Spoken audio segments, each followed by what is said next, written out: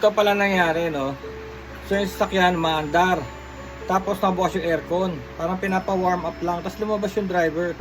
Tapos nagsara yung ano, for some reason, nagsara yung lock, yung power lock. Andun yung susi sa loob, maandar yung sasakyan. So panic, no? Sabi yan, gagawin dito, mag-overheat yung sasakyan dahil ano, dahil hindi mo alam kung paano mo papatayin, no? Pala, pagka-carb yung sasakyan, automatically, mabuti na nakabukas yung makina, no? Nakabukas yung hood. Tapos ginawa, yung intake, yung air intake ng carb, sarado mo lang, mamamatay yung makina. Kaya lang nakabukas yung susi. So kailangan tanggalin mo yung battery, no? Tapos ngayon, paano bubuksan na? So kaya napatay na yung makina, tanggal yung battery, no? Na-disconnect. So paano bubuksan? Pala, ganito pala ang prinsipyo niyan. Ito ba, maaaring sa lahat ng kotse, no? Na-YouTube ko lang to eh. Kasi parang may isang sasakyan, ganun din na nangyari. Nagpatawag siya ng parang locksmith sa kotse. Para silang bukas kotse gang, ganun. May mga techniques pala, yung lalo na yung nagcha-chop-chop ng mga sasakyan, nangangatay. Yung palang upper portion nga pala, no? By ano lang common sense, yung upper portion ng window, wala namang support yun eh. Di ba yung sa bintana, ang support lang niya yung frame niya. Hindi kagaya nung sa baba, meron siyang lock, no? Meron siyang hinge, bisagra, tapos merong lock. So ang higpit nun. Pero yung upper portion wala.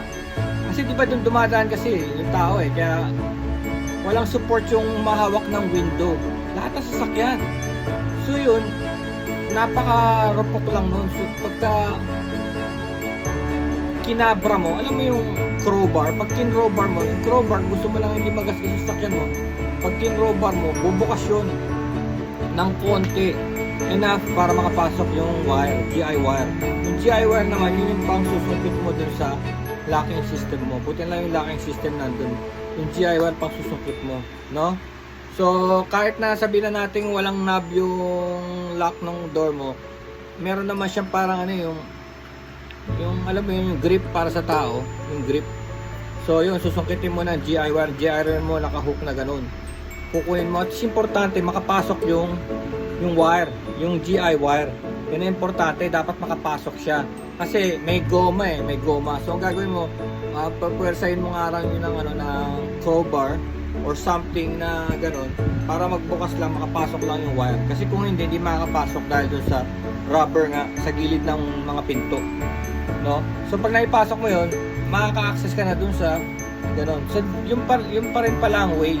Kala ko may mga ibang way na kunwari bubuksan yung mga signal lights, ganun. Hindi pala, talaga palang old school pa rin, bubuksan mo pa rin yung door. Kasi lahat pa rin naman ang design ng mga door ngayon, ganun. Wala namang support dun sa upper portion eh.